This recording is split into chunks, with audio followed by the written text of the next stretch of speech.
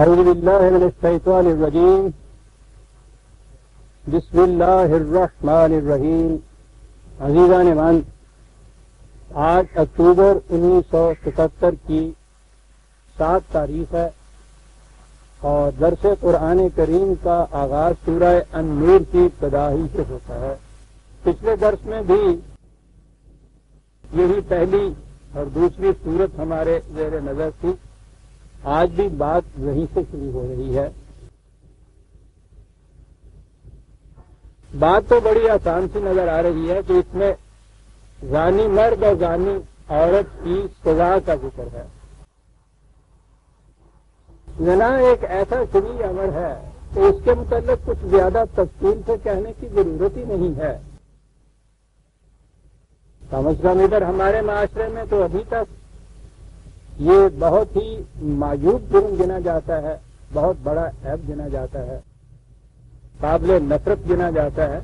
اس لیے اس کے متعلق اتنی لمبی چوڑی تشریح کی ضرورت نہیں تھی. لیکن وہ مجھے وائٹ ہیڈ کا قول یاد آ جاتا ہے کہ it requires a great mind to probe into what is obvious.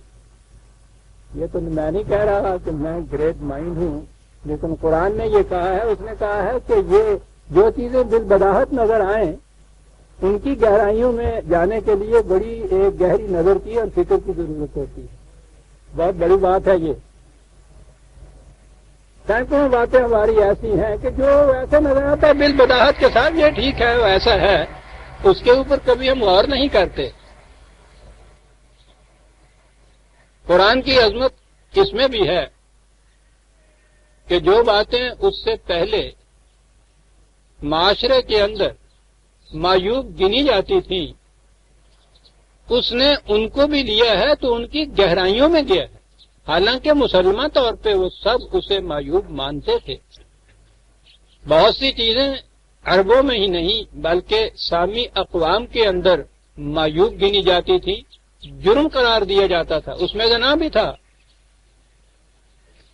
لیکن قرآن کریم نے ان چیزوں کا بھی جہاں ذکر کیا ہے اپنے ہاں اتنا ہی کہہ کے نہیں چھوڑ دیا کہ یہ بڑے معیوب فعل ہے اور یہ جرم ہے اور اس کی سزا دیجیے. جسے وہ کہتا ہے کہ ہم نے قانون کے ساتھ حکمت بھی بیان کی ہے، دوائی آف اٹ بھی بیان کیا ہے، بتایا یہ ہے کہ کیوں یہ ایسا ہے. تو یہ کیوں اس نے ان چیزوں کے لیے بھی کہا ہے کہ جو عام طور پہ اس زمانے کے معاشرے میں مسلمہ طور پر تسلیم کی جاتی تھی. تو اس سے نظر آیا نا کہ صرف ایک چیز کا یوں ہی مسلمہ طور پہ مان لینا جو ہے یہ کافی نہیں، اس کے لیے بھی ہمیں معلوم ہونا چاہیے کہ ہم ایسا کیوں مان رہے ہیں. اور یہی کیوں جب پتہ چلے تو پھر یہ ایمان کا درجہ حاصل کرتی ہے. ورنہ پہلے جتنی چیز ہوتی ہے وہ فیتھ ہوتا ہے، انگریزی میں جسے فیتھ کہتے ہیں. فیتھ میں ریزن نہیں ہوتا. وہی جب ریزن پہ مبنی ہو جاتی ہے بات، ایمان ہو جاتا ہے. تو قرآن اس چیز پہ زور دیتا ہے کہ جسے تم ایمان کی حیثیت سے بھی مانو اس کا ریزن جو ہے وہ تمہیں معلوم ہونا چاہیے اور ریزن پہ تمہیں مطمئن ہونا چاہیے. پھر وہ ایمان بنتا ہے. اور جب اس طرح سے وہ ایمان بنتا ہے تو پھر کبھی وہ زائل نہیں ہوتا. دنیا کی کوئی قوت اسے زائل نہیں کر سکتی. انہی میں یہ چیز زنا ہے اور اتنا آبویس ہے یہ کہ اس کے لیے ضرورت ہی نہیں تھی لمبی چوڑی. لیکن آپ دیکھ رہے ہیں میں نے پچھلے درس میں بھی تمہید ہی اس کی عرض کی تھی. آج بھی میں سمجھتا ہوں کہ شاید اسے بھی تمہید ہی سمجھا جائے. جیسا کہ میں نے پچھلی دفعہ بھی عرض کیا تھا، قرآن نے سر فہرست رکھا ہے اس جرم کو. اور اس میں جو زانی اور پہلے بلکہ زانیہ پہلے کہا ہے اور زانی کہا ہے. زانیہ عورت، زانی مرد، دونوں کا جرم ہے. ظاہر ہے کہ اس میں زنا بالجبر کا سوال نہیں ہے، کیونکہ اس میں تو وہ عورت جو ہے وہ تو مجرم قرار ہی نہیں پا سکتی. جبر سے جو کام بھی ہو قرآن کی روح سے بھی، عام قانون کی روح سے بھی، وہ جرم نہیں قرار پا سکتی. لہذا یہاں جو عورت کو بھی ساتھ رکھا ہے اور عورت کا تو پہلے ذکر کیا ہے، تو یہ اس زنا کا ذکر ہے جو دونوں کی رضامندی سے ہو، جبر کا پہلو اس کے اندر نہ ہو. اب یہاں سے بات سوچنے کی شروع ہو گئی. قرآن کریم نے چند کی صرف جرائم ہے جن کی سزا خود تجویز کی ہے، باقی چیزوں کو معیوب قرار دیا ہے، سزا کو معاشرے پہ چھوڑ دیا ہے. اب اس میں بغاوت کی سزا ہے، قتل کی سزا ہے، چوری کی سزا ہے، اور آخر میں یہاں جو میں آؤں گا زنا کی سزا ہے، جسے سب سے پہلے اس نے لیا. کیا فرق ہے ان کے اندر؟ بغاوت، ڈاکہ، فساد، قتل، چوری، یہ سب وہ چیزیں ہیں کہ جس میں ایک بالادست قوت والا دوسرے پر اس کی مرضی کے خلاف کچھ کرتا ہے. قاتل دوسرے کو قتل کرتا ہے تو اس کی مرضی سے نہیں کرتا، چور چوری کرتا ہے تو اس کی رضامندی سے نہیں کرتا، بغاوت کرتا ہے باغی تو وہ مملکت کی یا حکومت کی رضامندی کے ساتھ نہیں کرتا. یعنی یہ وہ جرائم ہے کہ جس میں ایک شخص بالادست صاحب قوت دھاندلی کے زور پہ دوسرے کی مرضی کے خلاف کچھ کرتا ہے. زنا کے جس میں زنا بالجبر میں نے کہا ہے کہ اس کو ذہن سے نکال دیجئے، وہ اس میں شامل ہی نہیں. زنا میں یہ صورت نہیں ہوتی، اس میں دونوں کی مرضی شامل ہوتی.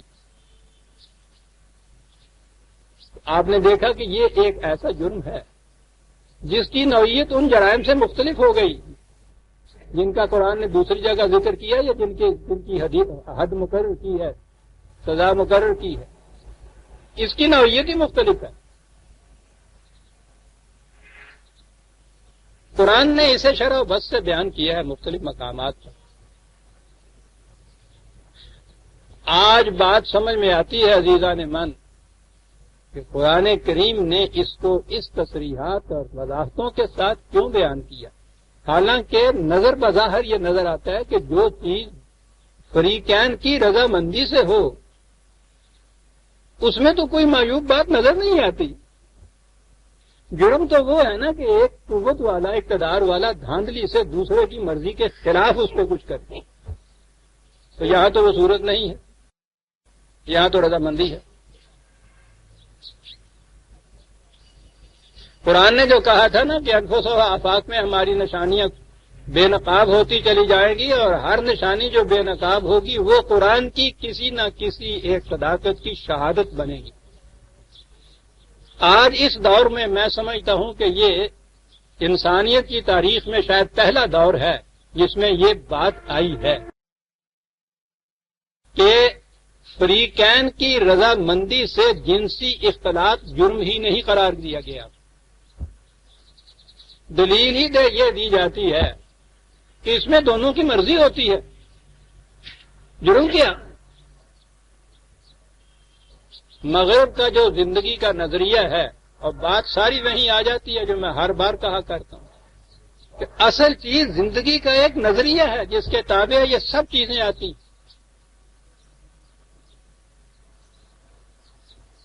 مغرب کا جو سیکولر نظریہ زندگی ہے اس کی روح سے انسان یہی طبعی جسم ہے، اس کا فزیکل لائف ہے، اس کی سوسائٹی ہے، سوسائٹی کے اندر رہتا ہے، سوسائٹی کے قوانین کے تابع زندگی بسر کرے، پرامن ان کی خلاف ورزی کرے تو وہ کوئی جرم.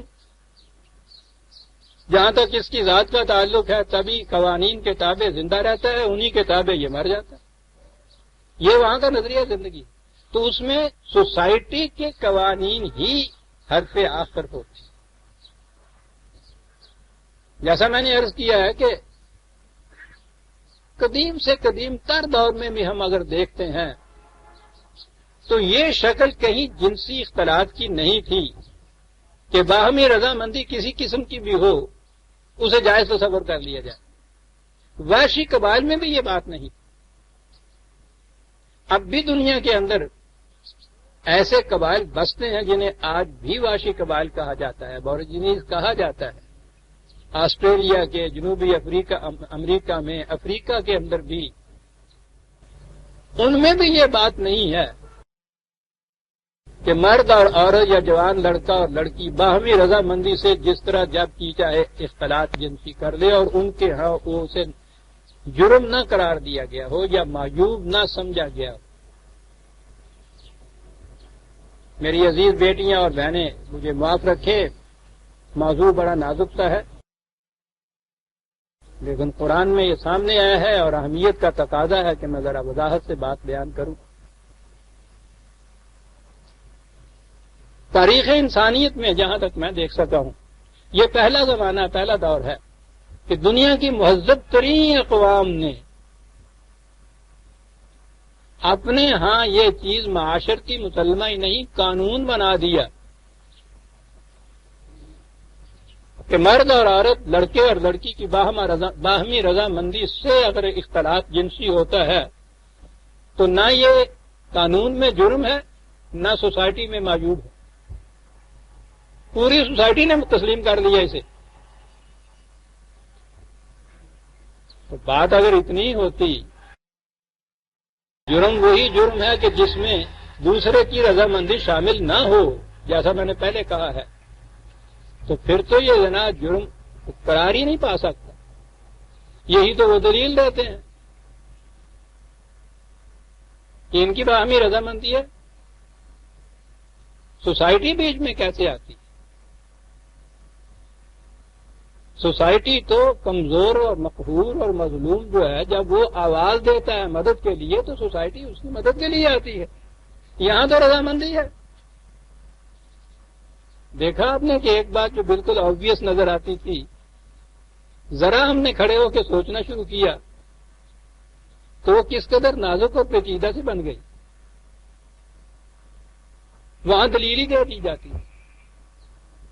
پہلے یہاں اتنی چیز انہوں نے کہی تھی کہ بھائی نکاح سے پہلے اگر یہ اختلاط ہو جائے اور اس کی روح سے حمل قرار پا جائے تو بہرحال اس لڑکے کو اس لڑکی سے اس کے بعد شادی کرنی پڑے گی، اور وہ اس لیے تاکہ وہ بچہ قانوناً اس کا بیٹا تسلیم کیا جائے۔ قانونی ضرورت تھی ایک، لیکن تھی ایک بات ضرور ان کے ہاں، اب وہ بھی انہوں نے ختم کر دی۔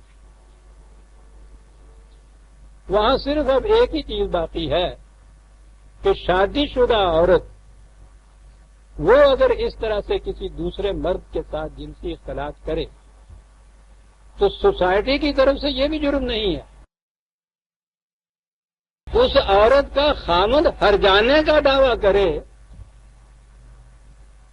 تو یہ جرم زنا کا نہیں، وہاں قانون کی روح سے وہ دعویٰ ایڈمٹ کیا جاتا، ہر جانے کا دعویٰ ایڈمٹ کیا جاتا ہے سول کورٹ میں۔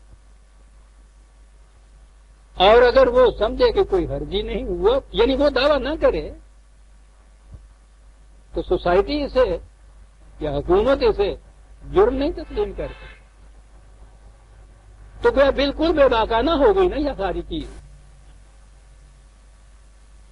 اب ہم یہاں پہنچ گئے کہ سیکس جیسا جذبہ، جیسا میں نے عرض کیا تھا پچھلی دفعہ، یہ واقعہ ہمارے ہاں کے حکماء نے بھی یہی کہا ہے، آج کے سائیکالوجسٹ بھی یہ کہے ہیں، نوع جنون اسے کہا جاتا ہے کہ اس کی شدت جب ہوتی ہے پاگل پن ہوتا ہے، اس میں عقل و فکر معروف ہوتی،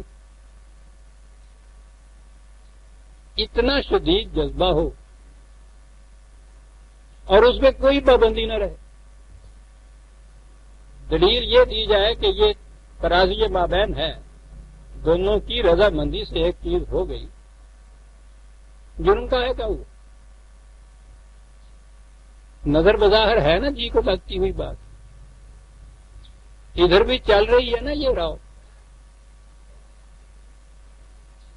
اور ہم دیکھ رہے ہیں کہ قرآن اس کو جرائم میں سر فہرست رکھ رہا ہے، دونوں کی رضامندی سے جو جنس، جس میں جو آگے وہ کہتا ہے پابندی وہ نہیں ہے، دونوں کی رضامندی صرف شرط ہے، کچھ جرم قرار دے رہا ہے، سنگین جرم قرار دے رہا ہے، سخت ترین سزا قرار دے رہا ہے۔ آج کی اس دلیل کے مطابق تو یہ چیز جرم قرار ہی نہیں پانی چاہیے، اور یہاں ہم آ گئے کہ قرآن کریم اقدار یا ویلیوز سے بات کرتا ہے، کیونکہ وہ کہتا ہے کہ انسان کی زندگی صرف یہ طبی فزیکل زندگی نہیں، کھاؤ پیو اور مر جاؤ، اس کی انسانیت کی بھی ایک زندگی ہے، اور اس کے لیے ویلیوز ہیں، کچھ انسان ویلیوز ہیں اور غیر متبدل ہیں، بدلی نہیں جا سکتی۔ بس یہ ہے فرق اسلام میں اور کفر میں۔ لیکن اگلی بات پھر آ گئی کہ اب کیا یہ ہم ویلیوز محض ایک عقیدے کی روح سے سوچ کے طور پہ مان لیں کہ کیونکہ قرآن نے اس کو ویلیو قرار دیا ہے اس لیے ہم وہ ویلیو مان لیں؟ تو یہ تو اطمینان نہیں ہو سکتا۔ اس کی ویلیو بھی محض عقیدتاً منوانے کے لیے نہیں۔ ویلیو تو عزیزان من ویلیو بنے گی اس وقت جب آپ اس کی ویلیو کو تسلیم کریں، اور جن سے قاصد جو آپ کے پاس چھوٹا پیسہ ہوئے انہیں کو سنبھال کے تجھے رکھ دے، اس پیسے کو رکھتے ہو نا جس پیسے کی قیمت ہوتی ہے، ویلیو کا درجہ اور قیمت رکھتے ہیں اگر آپ، تو سوال یہ ہے کہ یہ ویلیوز جو قرآن نے دی ہیں یہ ہمارے نزدیک قیمتی متاع کس طرح سے قرار پائے اور پھر ہمیں اطمینان ہو کہ واقعی یہ بڑی قیمتی چیز۔ یہ ہے وہ چیز جہاں قرآن جو ہے منفرد نظر آتی ہے قرآن کی تعلیم، کہ وہ ویلیوز دیتا ہے کہ جو انسانوں کی بنائی ہوئی نہیں ہیں، خدا کی متعین کردہ ہیں، وہی کے ذریعے دی ہوئی ہیں، اور ان کی اس طرح حکمت بیان کرتا ہے کہ اس کی ویلیو یا قیمت کو ہم تسلیم کرنے لگ جاتے ہیں۔ لیگل ٹینڈر جسے آپ کہتے ہیں یہ ہوتا کیا ہے؟ یہ کاغذ کا ٹکڑا ہے، یہ جو نوٹ ہوتا ہے 10 روپے 100 روپے، کیوں سنبھال کے آپ رکھتے ہیں؟ ہمیں یقین ہے کہ اس کی قیمت 100 روپے ہے۔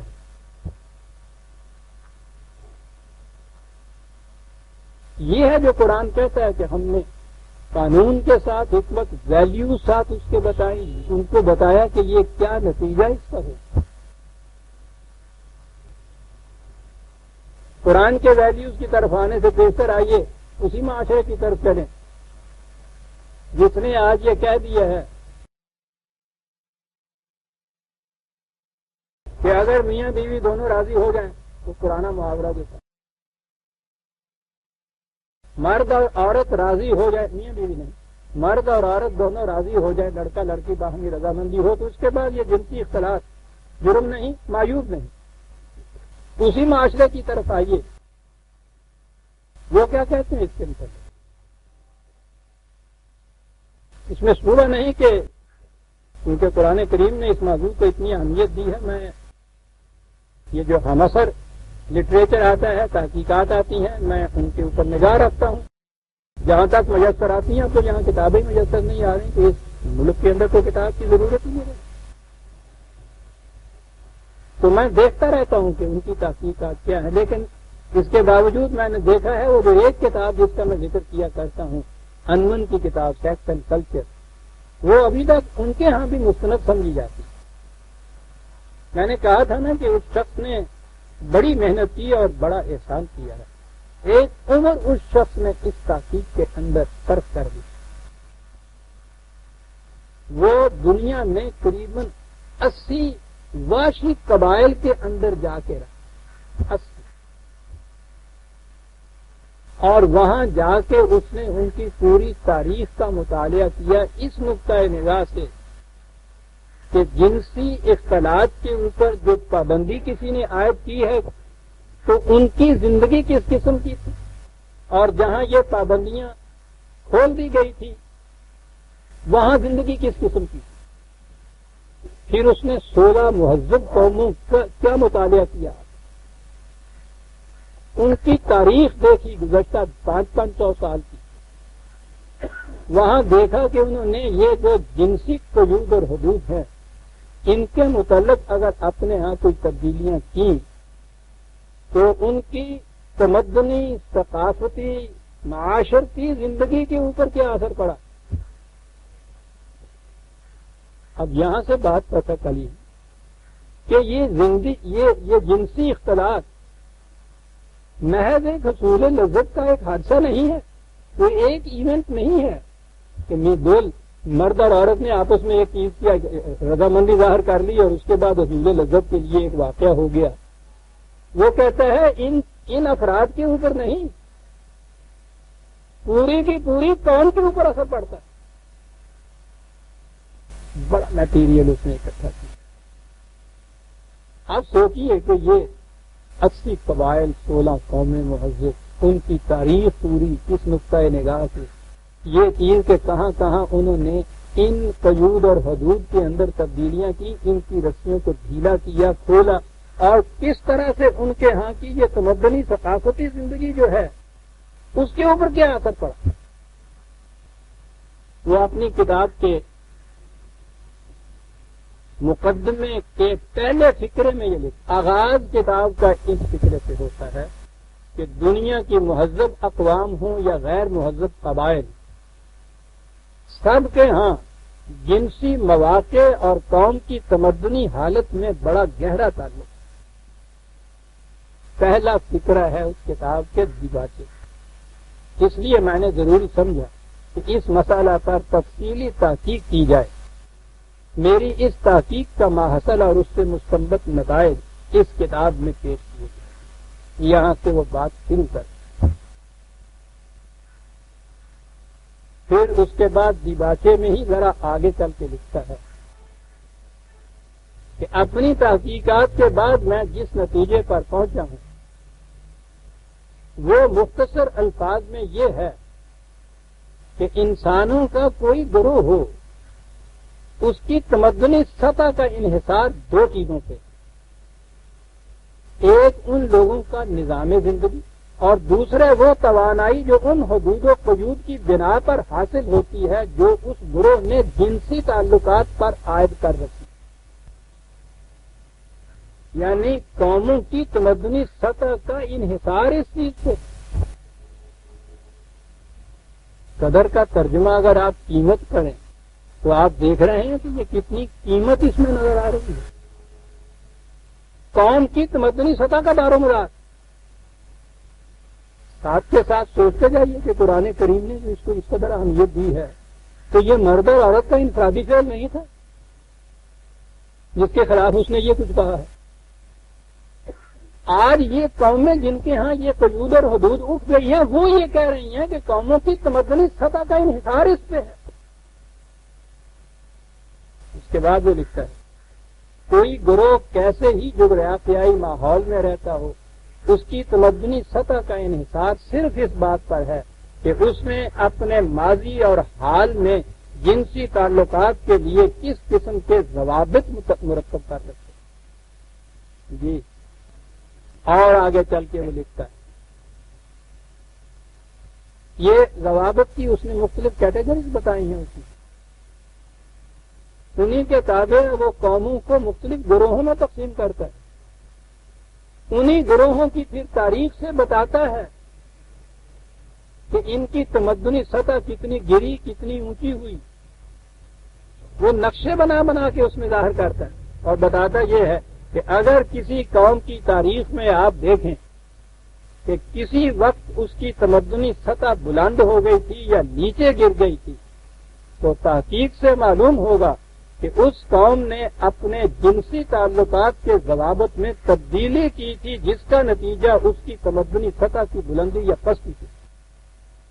عزیزان مان، یہ کام ہمارے کرنے کے، جب ساری دنیا اس نتیجے پہ پہنچی ہوئی تھی مغرب کی کہ یہ ایک طبعی فعل ہے، فزیکل ایکشن ہے، قول ان کے فطرت کا تقاضا ہے، اس تقاضے کی تسکین کے لیے صرف ترازی مابین کی ضرورت ہے، فریقین کی رضامندی کی ضرورت ہے۔ اگر یہ ہو جائے تو اس کے بعد پھر اس کا کوئی مضر اثر نہیں پڑتا۔ جب پوری مہذب دنیا، مہذب کوٹڈ میں کہوں گا، اس نے بھی تو یہی کہا کہ وہ تو پھر مہذب رہتی نہیں۔ پوری آج کی دنیا جسے ہم مہذب دنیا کہتے ہیں، ہم تو ان کے نقال ہیں نا، جب وہ اس نتیجے پہ پہنچی ہیں کہ یہ اگر فریقین کی رضامندی ہو تو اس سے کوئی نقصان نہیں ہوتا قوم کو، اس قوم کے محققین اس نتیجے پہ پہنچے ہیں۔ آج اگر دیکھنا ہو کہ یہ وہی برطانیہ کی جس کی مملکت کے سورج غروب نہیں ہوتا تھا، وہ دوسری تیسری بھی نہیں، چوتھی پانچویں چھٹی درجے کے اوپر قوموں کی سطح میں آ گئی ہے۔ وہ کہتا ہے اس میں دیکھو یہ کہ انہوں نے اپنے جنسی اختلاط کے معاملے میں کیا کیا تبدیلیاں کی تھیں، اور آگے چل کے وہ لکھتا ہے کہ جنسی تعلقات کے ضوابط میں تبدیلی کے اثرات 3 پشتوں کے بعد یعنی قریباً 100 سال کے بعد نمودار ہوتے ہیں۔ اب آپ نے غور فرمایا کہ قرآن کریم نے جو اس کو اہمیت اتنی دی ہے تو وہ کیوں اہمیت دی؟ نظر بظاہر تو ہمارے ہاں اس دلیل کا جواب نظر نہیں آتا کہ بھئی ایک گرون اپ بالغ لڑکا ہے، گرون اپ بالغ لڑکی باہمی رضامندی سے اس پہ آ جاتے ہیں تو سوسائٹی میں چاچا لگ دی ابھی انسان سننا، یہ کیوں دخل دے اس میں؟ دلیل دیکھا آپ نے؟ بظاہر وزنی لیکن در حقیقت کتنی فریب انگیز ہے۔ فریب انگیز اس لیے کہ بات تو یہ ہے جو کچھ یہ مفکر کہہ رہے ہیں، محقق کہہ رہے ہیں، یہ عنوان کہہ رہا ہے۔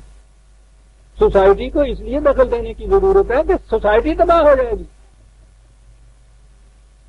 قرآن نے اس لیے اس مسئلے کو، جنسی اختلاط کے مسئلے کو اتنی اہمیت دی ہے۔ جن اولوالعزم ہستیوں کا انہوں نے ذکر کیا جنہیں انبیاء کرام کہتے ہیں، ان کی ذاتی زندگی میں 2 ہستیاں ہیں، ایک تو نبی ہے اور ایک ایسی خاتون ہے کہ جسے بڑے ہی احترام کے الفاظ میں قرآن میں یاد کیا ہے۔ مردوں میں حضرت یوسف علیہ السلام ہے، ان کی عظمت کردار میں ایک ہی تو واقعہ ہے کہ انہوں نے رضامندی نہیں، اتنی مجبوری دوسری طرف سے پیش کی جا رہی ہے۔ اس مجبوری کا نقشہ جس طرح قرآن نے کھینچا ہے، کیا کہنے قرآن اس واقعہ میں، دوسری طرف سے اس قدر وہ کھینچ رہی ہے، جبر کر رہی ہے، اور یہ اس کے باوجود اپنا کپڑا چھڑا کے، دامن چھڑا کے بھاگ رہے ہیں۔ یہ جو حفاظت عصمت ہے حضرت یوسف علیہ السلام، ایک ہی صورت ہے قرآن کریم کی جس میں مسلسل داستان بیان ہوئی ہے کسی کی، اور وہ داستان بیان ہوئی ہے اس کی جس کا نقطۂ ماسکہ حفاظت عصمت ہے۔ اس میں یوسف کی رعنائیاں اس میں ہیں، اور اس کے ساتھ حضرت مریم علیہ السلام۔ انبیاء کے لیے قرآن نے اصطفاء کا لفظ استعمال کیا ہے، چن لینا، برگزیدہ بنا دینا، جہاں سے مصطفیٰ کا لفظ ہے اصطفاء۔ قرآن کریم میں حضرت مریم علیہ السلام نبی تو نہیں ہے، لیکن ان کے لیے اصطفاء کا لفظ آیا ہے،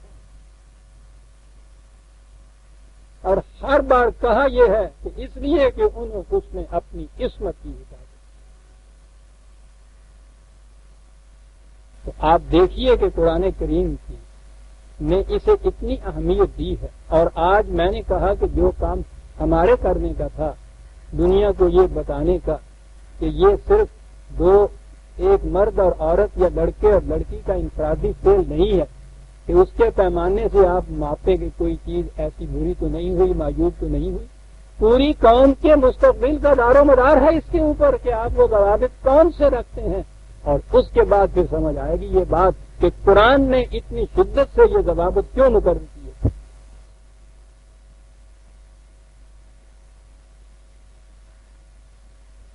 یہی عنوان کی تحقیق میں ایک چیز اور قابل ہے، وہ مذہب کے نقطۂ نگاہ سے تو تحقیق کر نہیں رہا، اس لیے وہ نکاح کا لفظ تو نہیں لاتا، لیکن جو لفظ لاتا ہے میں سمجھتا ہوں کہ اس تحقیق کے لیے وہ اس نکاح سے کہیں زیادہ وسیع المانی ہے۔ وہ کہتا ہے جنسی اختلاط کے مواقع، اپرچونٹیز، مواقع کم کیے جائیں۔ اب مواقع جو ہیں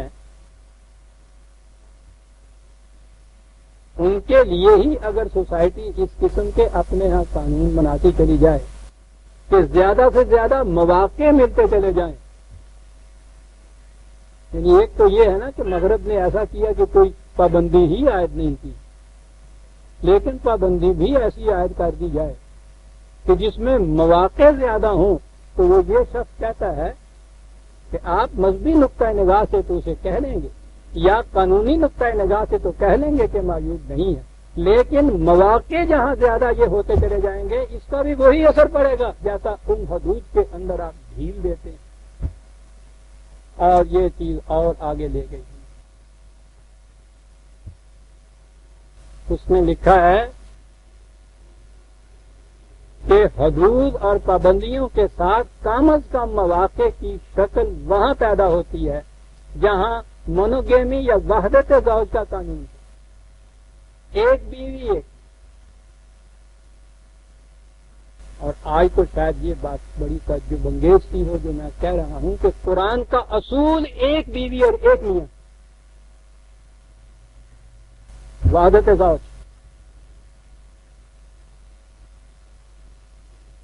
وہ تو اس ازدواجی زندگی میں جب کوئی صورت بھی نباہ کی نہ رہے کسی طرح، یہ تو موضوع دوسرا آ جائے گا، آگے آئیں گی یہ باتیں تو میں عرض کروں گا،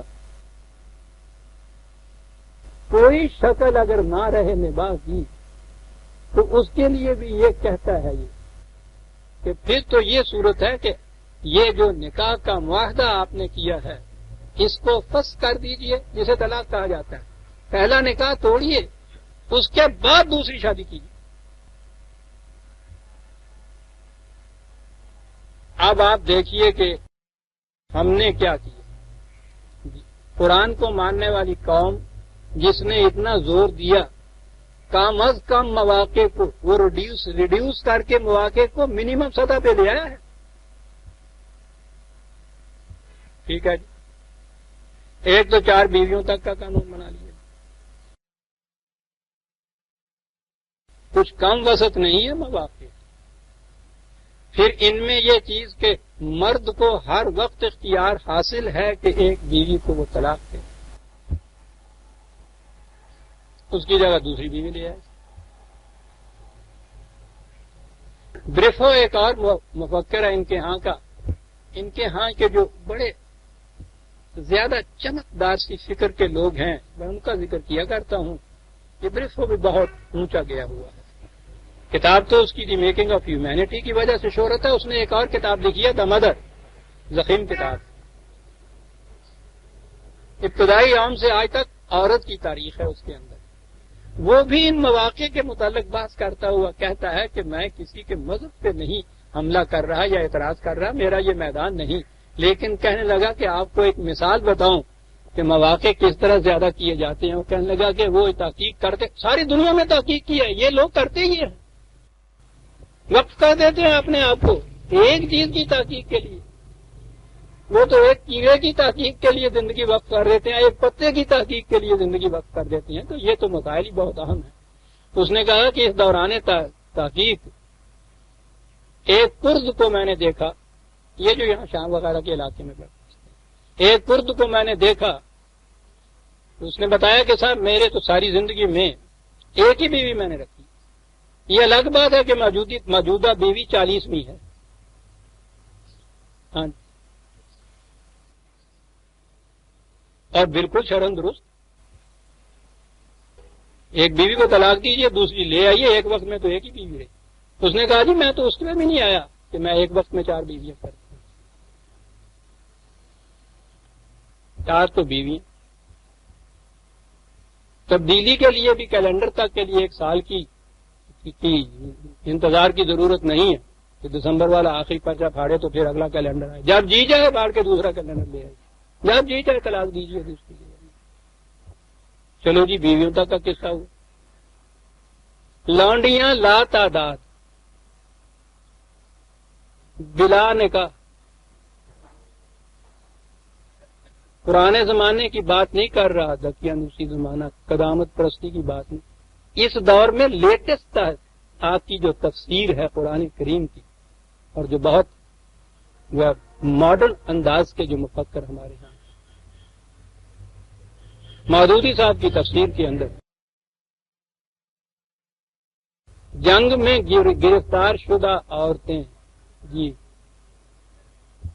انہوں نے کہا ہے کہ یہ ٹھیک ہے، اگر ان کا فدیہ نہ ہو یا تبدیلی نہ ہو تو انہیں حکومت سپاہیوں میں تقسیم کر سکتی ہے، تعداد کی کوئی پابندی نہیں۔ معاف رکھیں میری بیٹیاں یہ الفاظ استعمال کرنے پڑتے ہیں۔ وہ سپاہی اس کے بعد جب جی چاہے اسے کسی دوست کی طرف بھی منتقل کر سکتا ہے، تو اس کو فروخت بھی کر سکتا ہے۔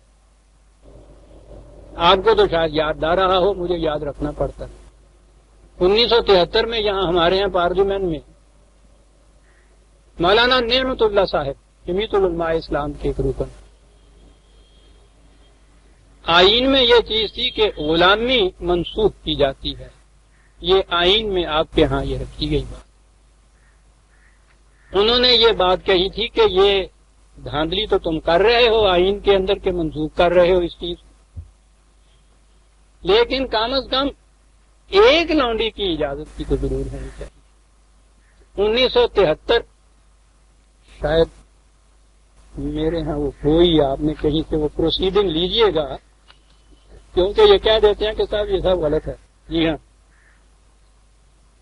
مولانا نعمت اللہ صاحب مجلس دستور ساز کے 1973 کے سپرنگ سیزن میں، موسم بہار کے سیشن میں، جمیعت العلماء اسلام کے رکن اسمبلی مولانا نعمت اللہ صاحب نے اپنی تقریر میں فرمایا تھا کہ غلامی کو منسوخ کرنا خلاف اسلام ہے۔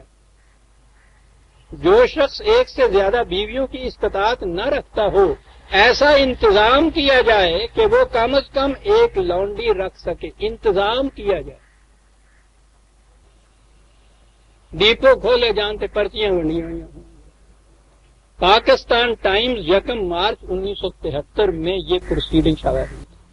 آج 1973 میں جمیعت العلماء کے اسمبلی کی فلور پہ یہ کہتے ہیں، ساری دنیا کے اندر نشر ہوتی ہے نا یہ، وہ کہتے ہیں خلاف اسلام۔ لیکن اگر آپ تل ہی گئے ہیں اس طرح خلاف اسلام آئین پاس کرنے پہ، تو کم از کم اتنا تو انتظام۔ عزیزان من، یہ ہنسی نہیں ہے، یہ خون کے آنسوؤں کا رونا ہے۔ باہر کی دنیا کوئی مالی نعمت اللہ یا یہاں کی اسمبلی نہیں کہے، باہر کی دنیا آپ کی قوم کے متعلق کیا کہے گی، آپ کے اسلام کے متعلق کیا کہے گی۔ دنیا کے بدترین ممالک نے بھی غلامیوں کو منسوخ کیا۔ امریکہ کے اندر جنگ ہوتی رہی اس کے اوپر، اتنی لمبی جنگ ہوئی وہاں سلیوری کو ایبالش کرنے کے مطابق۔ آپ کے ہاں اسلامی مملکت جس کا مذہب اسلام، جس میں کوئی چیز کتاب و سنت کے خلاف نہیں، اس کی اسمبلی میں ایک، بہرحال ان کو تو دین کا ایک مستند عالم قرار دیا گیا ہے بھی وہ مولانا، وہ یہ کہہ رہے ہیں آپ کے بات میں یہ کہہ رہا تھا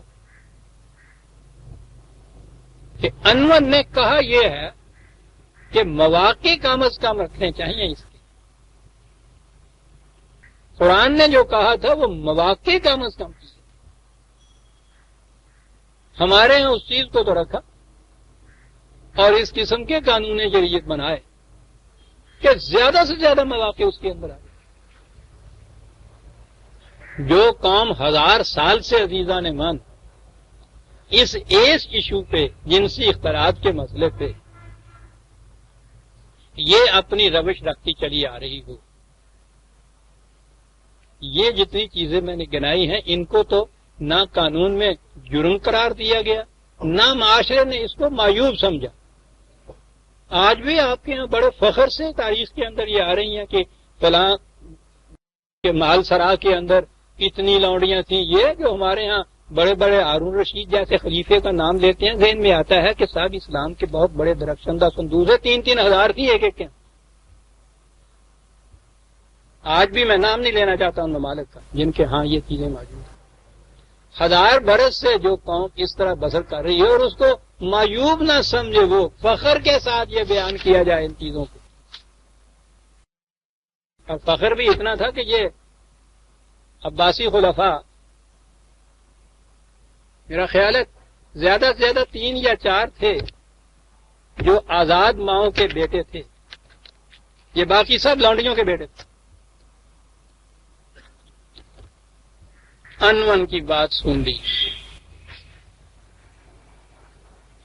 اس نے کہا تھا نا کہ 100 سال کے بعد اس کے اثر ظاہر ہونے شروع ہوتے ہیں، اور 1000 سال میں تو پھر آپ دیکھیے کہ کیومولیٹو ایفیکٹ جو ہے بحیث مجموعی پھر کیا اثر پڑتا ہے۔ وہ کہتا ہے کہ جو قوم اپنے ہاں جنسی اختلاط کے مواقع میں اتنی وسعت پیدا کر لے اور پھر اس پہ اطمینان خاطر سے کار بند رہے، اس کا ہوتا کیا ہے؟ کہتا ہے کہ اس قوم میں علم و بصیرت کی قوت تو ہوتی ہے، لیکن وہ اپنے معاملات میں اس سے رہنمائی حاصل نہیں کرتی۔ وہ واقعات کے اسباب و علل کازز کے متعلق کبھی تحقیق نہیں کرتی، جو کچھ ہوتا ہے اسے اسی طرح تسلیم کرتی چلی جاتی ہے۔ غیر مسلم محقق یہ لکھ رہا ہے اپنی فکر کی تحقیق کا نتیجہ، زندگی سے متعلق تمام معاملات کے بارے میں ان کی بندھی بندھائی رائے ہوتی ہے، جس کے مطابق وہ چلتے جاتے ہیں اور اس میں کبھی تبدیلی کرنے کی نہیں ہوتی۔ آپ اسباب زوال امت کے لیے کمیٹیاں بٹھاتے ہیں، کمیشن بٹھاتے ہیں، کتابیں لکھتے ہیں، اسباب کو چھوڑ دیجئے، اس غیر مسلم مفکر سے پوچھئے، وہ ایک ہی سبب بتا رہا ہے، جو کچھ وہ کہہ رہا ہے اس کو دیکھ چلے جائیے اور پھر منطبق کرتے چلے جائیے آپ پوری مسلمان قوم کے اوپر 1000 سال کی تاریخ میں۔ اس آئینے میں یہی چہرہ نظر آتا ہے نا آپ کو۔ زندگی کے متعلق تمام معاملات کے بارے میں ان کی بندھی بدائی رائے ہوتی ہے، جس کے مطابق وہ چلتے جاتے ہیں۔ وہ ہر غیر معمولی واقعہ کو جو ان کی سمجھ میں نہ آئے کسی عجیب و غریب قوت کی طرف منسوب کر دیتے ہیں۔ فکر کی قوت نہیں رہتی۔ اس قوت کا مظہر کبھی پتھروں کو سمجھا جاتا ہے، کبھی درختوں کو، کبھی ایسے حیوانات کو جو انہیں مہیر عقول نظر آئے، کبھی دیگر ایسی اشیاء کو جن کی ماہیت ان کی سمجھ میں نہ آئے۔ جس شخص کی پیدائش یا زندگی میں انہیں کوئی غیر معمولی بات نظر آئے وہ سمجھ لیتے ہیں کہ وہ اس قوت کا مالک ہے، حتیٰ کہ اس کی موت کے بعد بھی اسے اس قوت کا حامل سمجھا جاتا ہے، اور مقبروں کے اوپر اور خانقاہوں کے اوپر جا کے سجدے کیے جاتے ہیں۔ غیر مسلم محقق لکھ رہا ہے۔ اس کے بعد اس نے اپنی کتاب کے اندر بڑی تفصیل سے لکھا ہے، تعویذ، ورد، وظائف، گنڈے، یہ سب چیزیں وہ کہتا ہے اس قوم کے اندر ہوتی ہیں۔ نظر نہاد عرض چلے آتے ہیں، زمانے کا امتداد یعنی گزر جانا زمانے کا، ٹائم کا پیسج ان پر کسی طرح اثر انداز نہیں ہوتا۔ اس معاشرہ میں انسان پیدا ہوتے ہیں، اپنی خواہشات کو پورا کرتے ہیں اور مر جاتے ہیں، اور جب ان کی لاشوں کو تہہ خاک دبا دیا جاتا ہے تو نسین منسیہ ہو جاتے ہیں۔ یہ انسان نہیں ہوتے، حیوان ہوتے۔ آپ نے دیکھا عزیزان من کہ یہ جنسی مسئلہ انفرادی مسئلہ نہیں، ایک جوڑا باہمی راضی ہو جائے تو پھر اس پہ نہ معیوب گنا جائے، نہ قانون کی دست اندازی اس کے اندر ہو۔ یہ تو بڑا گہرا قومی نہیں انسانیت کا مسئلہ ہے یہ، اور اب اس کی روشنی میں آپ پھر اس کو اپریشیٹ کریں گے کہ قرآن کریم نے اس کے اوپر اسے اتنی اہمیت کیوں دی۔ لیکن قرآن کا تو انداز ہی اپنا ہے منفرد۔ وہ جو محاورے میں کہا جاتا ہے کہ وہ چور کو نہیں چور کی ماں کو مارتا ہے کہ چور پیدا ہی نہ ہو۔ وہ معاشرے میں اس قسم کی انسانیت سوز جو ایک روش ہے اس کو روکنے کے لیے وہ یہی نہیں کرتا کہ وہ ایک دم قانون نافذ کر دیا کہ اس کو قتل کر دو، اس کو بحث مار دو، اس کو درے لگا دو، اس کو یہ چیزیں۔ ہماری نگاہ تو اسی پہ جاتی ہے نا کہ قرآن نے یہ کہہ دیا۔ ابھی میں بتاؤں گا نا کہ زانیوں تو زانی فضل دو کل واحد منہما مئۃ جلدۃ، زانی مرد یا زانی عورت کو 100 درے یا کوڑے یا یہ لگاؤ، بس اتنا ہی ہے نا ہمارے ہاں تو۔ قرآن یہاں تک پہنچنے سے پہلے وہ تمام دروازے بند کرتا ہے جو اس طرف لے جاتے ہیں انسان. وہ ایسی فضا پیدا کرتا ہے کہ جس میں اس طرف نگاہ کا رخ اٹھے ہی نہیں.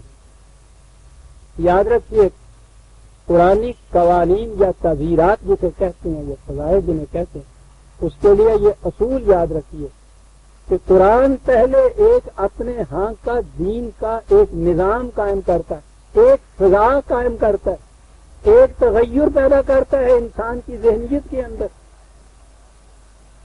یہ جو فضا ایسی پیدا کر لیتا ہے، اس کے بعد اگر اس قسم کے کوئی رہ جاتے ہیں تو جو سرکشی برتتے ہیں انہیں صرف وہ سزا سے روکتا ہے.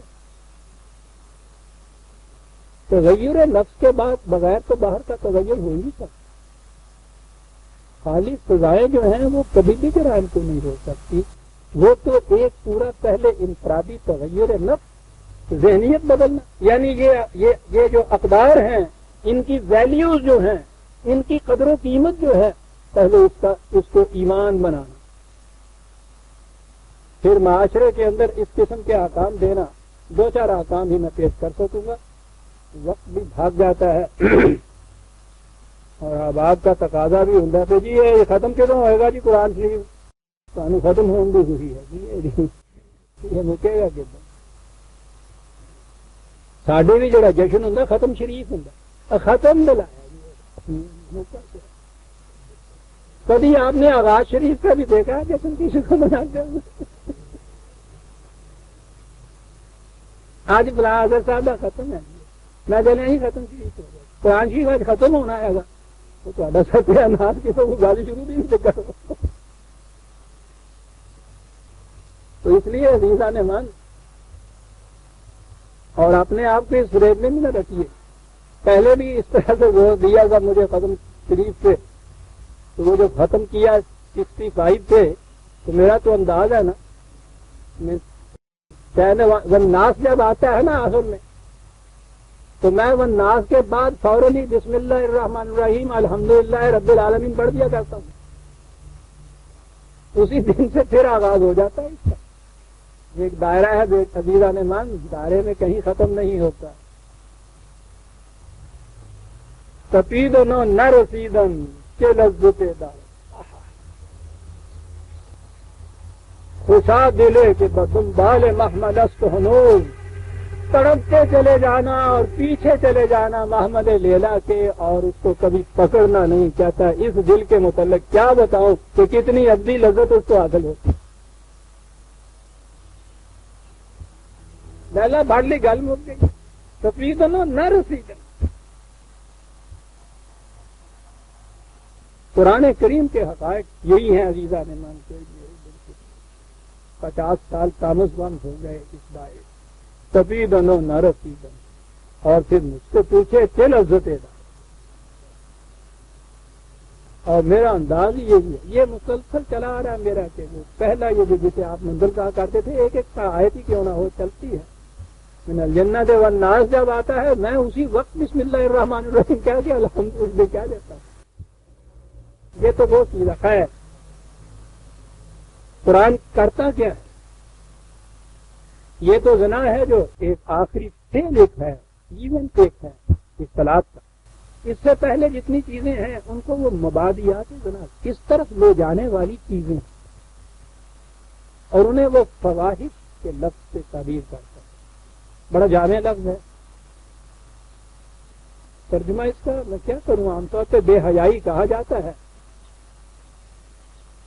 یہ جتنی چیزیں انسان کے اندر جنسی جذبات کو انگیخت کرنے کی ہیں ان سب کے لیے یہ لفظ بولا جاتا ہے. قرآن کہتا ہے کہ کل انما، پوچھا کرتے ہیں یہ حرام کیا کیا چیزیں ہیں قرآن کی. تو وہ تو ہمارے ہاں وہ زور تو ایک ہی چیز پہ اب رہ گیا نا، سور حرام ہے. تو اتنے مہنگا اینا ہوندا ہے کھا کون سکتا. معاشرے کا سور واقعی بڑا سستا ہو گیا ہے. وہ سور تو بڑا مہنگا. ایک ہی بات ہے نا ہمارے یہاں. غالب جب مقدمے میں پیش ہوا ہے باپ کا نام باپ کا نام، اس کے بعد اس نے کہا کہ کیا مسلمان ہو؟ اس نے کہا کہ جی میں آدھا مسلمان ہوں۔ عدالت میں بیان تھا یہ عجیب شخص، وہ آدھا مسلمان کیسے؟ کہنے لگا جی شراب پیتا ہوں، سور نہیں کھاتا۔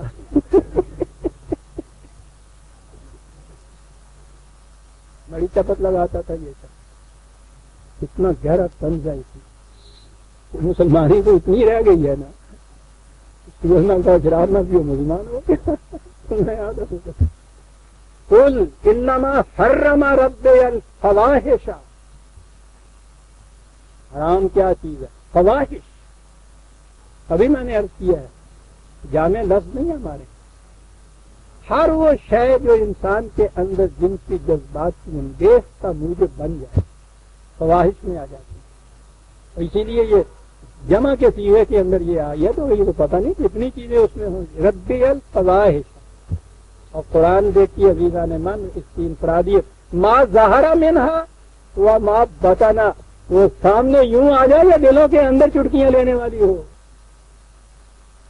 حرم ربی، حرام قرار دیا گیا فواحش، ما ظہر منہا و ما بطن، والاسم والبغی، خواہ وہ اکیلے اکیلے اپنی ہی ذات پہ کرو اور اس طرح سے اس میں حلال واقع ہو جائے، یا مل کے کرو اور سرکشی پیدا ہو جائے، دونوں حرام۔ اور کیجئے کیا کیا کیا کہ قسم میں کیا چیزیں اس میں آتی ہیں، بغیہ میں کیا چیزیں اس میں آتی ہیں۔ 7/33 7 over 3 حرام ہے یہ۔ آپ کو معلوم ہے کہ جو چیزیں حرام ہیں مطلق، مردار بہتا ہوا لہو، لحم خنزیر،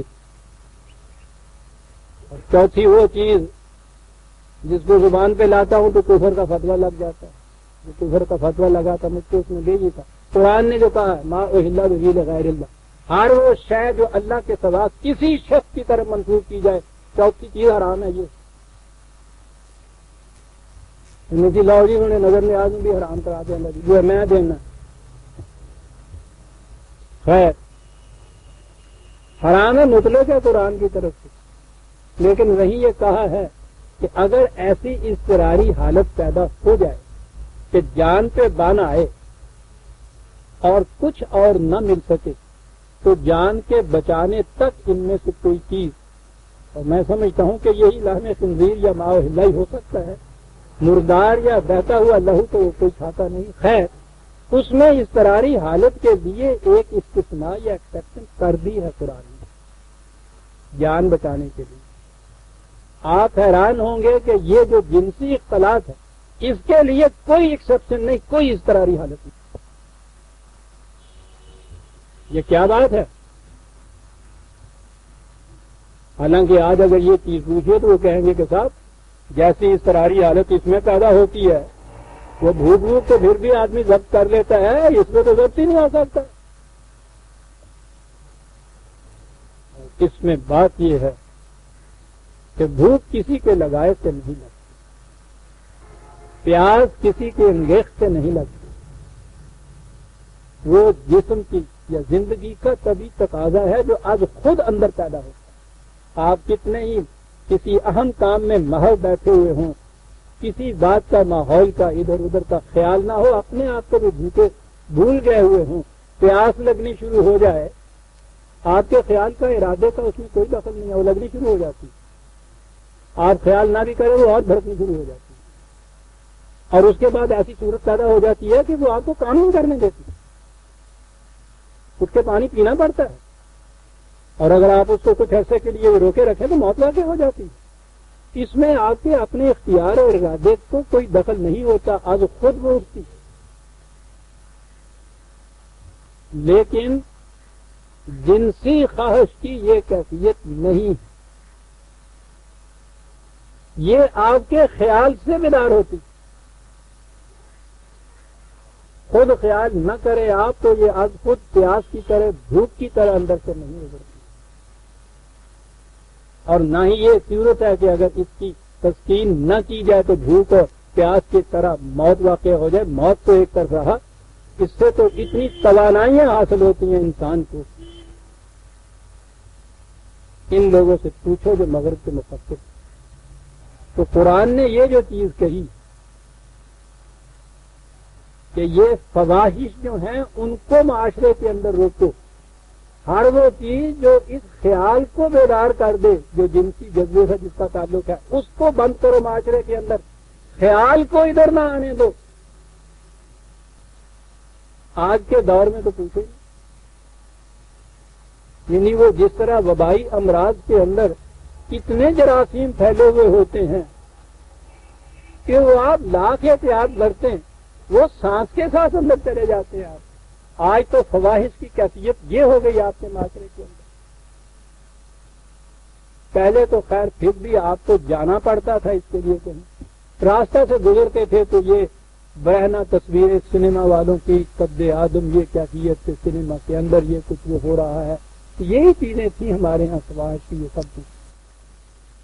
کبھی کبھی کسی جگہ کوئی اس قسم کا گانا ہوا جس کے اندر کو فواحش کی بات ہو گئی, وہ بھی کہیں ہوتا تھا, جا کے سننا پڑا. اب تو گھر کے کونوں اور کھدروں کے اندر آ گھسا ہے یہ تعاون کے چوہے. ہل چلانے والا بیل کے ہل کے ساتھ ٹرانسسٹر اس کے لگا ہوا ہے. تو وہ بچوں سے جڑے وہ نغمے نکل دینے تھے, وہ گیت نکلتے ہے دورہ, اس کا تو ایک لفظ میں دورہ تھا. بچ کے ہی نہیں جا سکتے آپ, بچے رہیے. یہ یہاں میں بیٹھا رہتا ہوں, کہیں نہیں جاتا. اس اندر کمرے کے اندر ہوا یا روشنی کے لیے ادھر کی کھڑکی, سارا دن اس سڑک کے اوپر. پہلی ملاقات ہے جس کا جو شروع ہوگا قصہ جناب شام کی, وہاں سے رکیے, اندر کی طرف سے ایک ریٹ پہ چلا آ رہا ہے, اسے جائیے ٹی وی لگا ہوا نظر آ رہا ہے. لٹریچر طوفان کی طرح چلا آ رہا ہے. پہلے ہی کچھ کم نہ تھا آپ کے ہاں. یہ جو آپ کے ہاں ادب کی شاعری آپ کے ہاں جو عام ہوئی ہے, وہ فواحش پھیلانے میں کچھ کم نہیں تھی. لیکن بہرحال کہیں مشاعرہ سننا پڑتا تھا, کوئی کتاب خریدنی پڑتی تھی. اب تو اس کی صورت یہ ہے کہ ایک ایک گھر کے اندر آپ کے موجود 6-6 گھنٹے تک. وہ اتنا ہی نہیں ہے کہ وہ فردوس سے گوشی بنے. ٹی وی میں تو لذت نگاہ بھی بنتا ہے. میں نے تو نہیں دیکھا, آپ کہتے ہیں وہ رنگین بھی آ رہی, کشش در کشش چلی آ رہی. شاید اگلی تحقیق کچھ ہو کہ خود مجسمے کے طور پہ بھی آ جانا شروع کر دیں. کیا آ جائے گا اس کے بعد؟ اس لیے کہ یہ ایسی چیز ہے فواحش. آپ دیکھیں کوئی نئی چیز آئے تو اس کے اندر کشش ہوتی ہے. کچھ عرصے کے بعد وہ جب متداول ہو جاتی ہے, گھس پٹ جاتی ہے, اس میں جاذبیت نہیں رہتی. وہ اتنی سی افیم شروع کرتا ہے آدمی, ہفتے 2 ہفتے کے بعد اس سے کچھ نہیں بنتا کہ ذرا زیادہ بڑی گولی ہو جاتی ہے. فواحش کی بھی یہ کہتی ہے. لیکن وہاں جو اس قدر فیکٹریاں لگی ہوئی ہیں فواحش کی, اور ان کے لیے مارکیٹس ہمارے جیسے ملک ہیں بھرمار پڑی ہوئی. قرآن کریم نے کہا تھا کہ ایسا دور بھی آئے گا شر مستطیع, جہاں ایول اور شر اڑ کے چمٹ جایا کرے گا. اڑ کے چمٹ جاتا ہے آج. ان نوجوانوں کے پیچھے آپ لٹ لے کے پھرتے رہتے ہیں. تو ان کے لیے آپ لوگوں نے راستے اتنے کھول دیے, راستے نہیں کھول دیے ہیں, فضائیں اتنی بھرپور کر ان جراثیم سے. اور بعض میں گوئی کہ دامن تر مکن ہوشیار باش, کہتا کپڑے سمیت گلو مراوی کے اندر سر دیتا ہی میں نے. تو کہنا بھی دیکھی تیرے کپڑے سے پانی کا داغ نہ لگے. تعلیم کے نصاب میں آپ دیکھیے, تعلیم درس گاہوں میں دیکھیے, اساتذہ کے اندر دیکھیے, کہاں کہاں آپ کو بتایا گیا. یہ مکتبہ دارالعلوموں کے اندر جا کے دیکھیے, وہ تو کبھی میں نے موضوع نہیں کیا. یہ آپ کے ہاں فقہ کے مسائل جو وہاں پڑھائے جاتے ہیں, اتنی اتنی وسیم کتابیں عزیزان من, 75% اس کے اندر جن سیاست سے متعلق ہوتی. فواحش کے متعلق کہا کہ یہ حرام. زنا کے متعلق تو بات بعد میں آئے گی. حرام ہی قرار نہیں دیا قرآن. ان اللہ یہ 24/19 ہے، ان الذین یحبون ان تشیع الفاحشۃ فی الذین آمنوا لہم عذاب علیم فی الدنیا والآخرہ.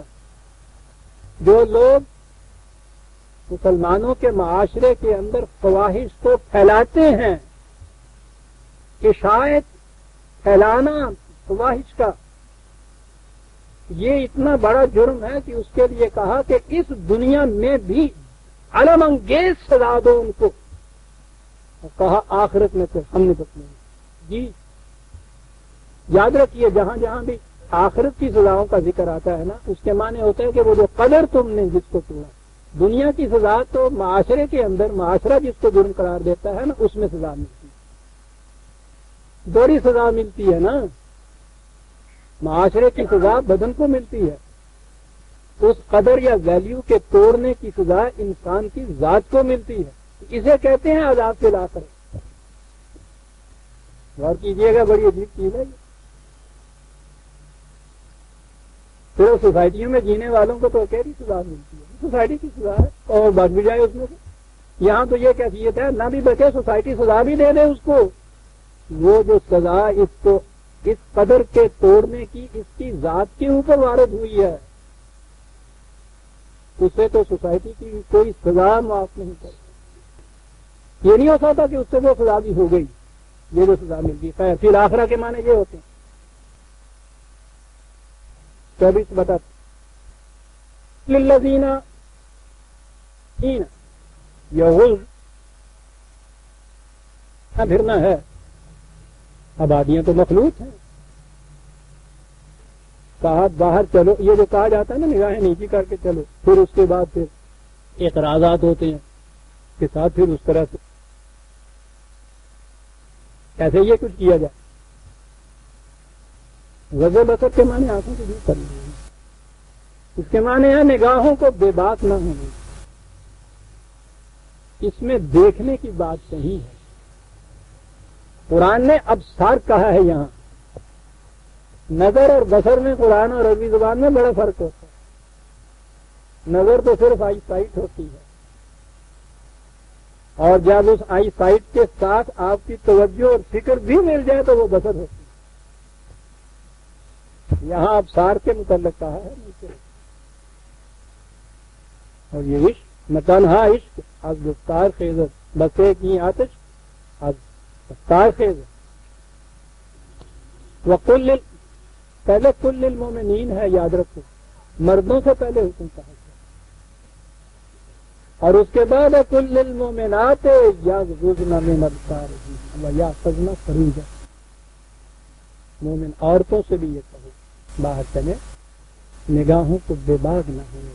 دونوں جگہ ہے یا تو فروجہن، تاکہ ان کی عصمت محفوظ رہے. تو عصمت کی نقد زنی کے لیے یہ جو چیز ہے یہ نگاہوں سے ہی تو بات شروع ہوتی ہے. یہ طریقے بڑے خطرناک ہیں چوروں کے لیے. قرآن نے یہاں ان کے متعلق پہلے تو فواحش پھیلاؤ نہیں، پھر دوسری چیز کے باہر چلو پھرو تو نگاہوں کو کبھی بے بات نہ ہونے دو. پردے کا قصہ تو کبھی پھر نہ لاؤں گا. پردے کی صورت یہ نہیں ہے جو ہم پہل پا رکھو. ایک شکل یہ بھی ہوتی ہے ولا یبدین زینتہن، ان سے کہو کہ ٹھیک ہے آرائش کی چیزیں ہوتی ہیں، آرائش کی چیزوں کو عمدن نمود نہ کرو. اسی لیے کہا الا ما ظہر منہا، چلتے پھرتے فطری طور کے اوپر جو چیز یوں ہی ظاہر ہو جاتی ہے وہ بات نہیں. کیا بات ہے قرآن کی. عمدن ان کی نمود نہ. عمدن نمود جب کی جائے گی عورت کے دل میں خیال پیدا ہوگا تو عمدن نمود کرے گی. اس کے لیے دوسری جگہ لفظ قرآن کریم نے تبرج کا استعمال کیا. ابھار اس کے معنی ہے، اور نتیجہ اس کا ہوتا ہے کیا کیا بات بتاتے ہیں. وہ گھڑی بھی تو بڑے ہوتے چلتی جی. اور اگلی بات پھر قرآن نے وہ بتایا، ان تمام احتیاطوں کے باوجود کہا یاد رکھو وَلْيَسْتَعْفِفِ الَّذِينَ لَا يَجِدُونَ نِكَاحًا، اس پابندی کے مطابق اگر یہ چیز نہ ہو جسے اس نے نکاح کہا ہے، آگے چل کے بات کروں گا، تو کہا یہ کہ تم اپنی عصمت کی حفاظت کرو. سیلف کنٹرول اس کا ترجمہ ہے عزیزان من. یستعفف الذین، عفت کا لفظ اس سے ہی نکلتا ہے کہ اگر یہ چیز نہیں ہے تو اس کے بعد یہ سیلف کنٹرول ہے، اپنے آپ سے ضبط. کھانے پینے کے معاملے میں نہیں کہا اس نے، وہ اس کے بس کی بات نہیں ہے کہ پیاس سے کنٹرول کرو. اس پہ جو کہا ہے نا کہ پھر کنٹرول کرو، تو اس کے معنی یہ ہے معاشرے کو حکم دیا کہ ان چیزوں کو پھیلنے نہ ہو. کہیں اگر کوئی تھوڑی بہت گنجائش رہ گئی تو ان کو یہ کہا کہ نگاہوں کو بے بات نہ ہونے دو. اس کے بعد کہا اس کے باوجود اگر کوئی صورت یہ ہے تو خیال ادھر نہ آنے دو. اور اس کے بعد جب کوئی ایکسیپشنل چیزیں ایسی لہ گئی لوگوں کی، معاشرے میں رہ جاتے ہیں اس قسم کے لوگ، تو ان احتیاطی تدابیر کے باوجود کوئی چیز جو ہے سر کسی پہ آئے، اس کے لیے ہے الزانیۃ والزانی فاجلدوا کل واحد منہما مئۃ جلدۃ. یہ ان کے لیے ہے جو سزا قرآن نے مقرر کی ہے. اور یہ میں پھر اگلے درس میں بتاؤں گا کہ یہ جلدتاً جو قرآن نے کہا ہے، کوڑے یا درے جو کہا جاتا ہے آج بید اس کو کہا جاتا ہے، یہ تھی کیا چیز، یہ سزا ہے کیا چیز جو قرآن نے کہی ہے، کس کس جرم کے لیے یہ چیز کہی گئی ہے، کیا کیا جائے. میری مینا ہے غزل میں تھی ذرا سی باتیں، شیخ کہتا ہے کہ ہے یہ بھی حرام ہے تو کہتے ہیں نا بابا بہت اچھا جی. آیت تو وہی ہے پہلی اور دوسری. آئندہ جلد میں ہم اس کی سزا کے متعلق بات کریں گے. ربنا تقبل منا انک انت السمیع العلیم.